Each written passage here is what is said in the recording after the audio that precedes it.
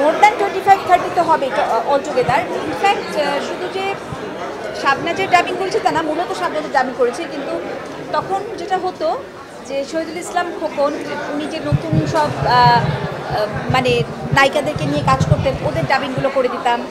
বা কলকাতা থেকে যখন ইন্দ্রাণী হালদার বা ঋতুপর্ণারা কাজ করতে আসতেন, ওদেরটা করে দিতাম। তারপর পপির শুরুর দিকের ছবিতে ডাবিং করেছি। এবং একটা খুব মজার ঘটনা আছে, সেটা হচ্ছে যে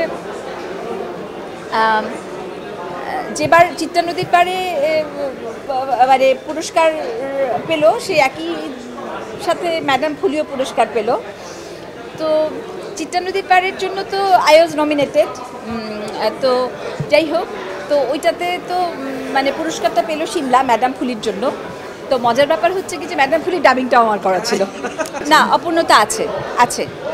আমি আসলে খুব চেয়েছিলাম যে মানে কেউ আমাকে শেক্সপিয়ারের ক্যারেক্টারে কাস্ট করুক থিয়েটারে, আর চেয়েছিলাম যে কেউ আমাকে রবীন্দ্রনাথের কোনো ক্যারেক্টারে কাস্ট করুক ফিল্মে।